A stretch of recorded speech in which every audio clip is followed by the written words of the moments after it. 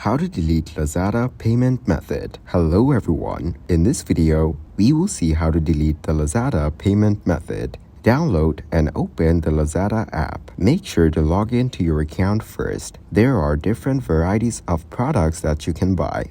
Tap on the Accounts tab at the bottom right corner. Go to the Payment Options option in the Lazada Wallet section.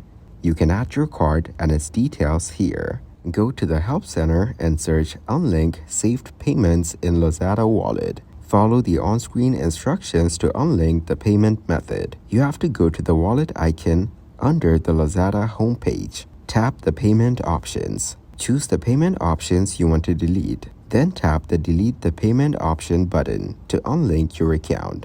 Thank you guys for watching this video. Hope you got some value. Make sure to like the video and subscribe to the channel to get notified of new videos. See you in the next one.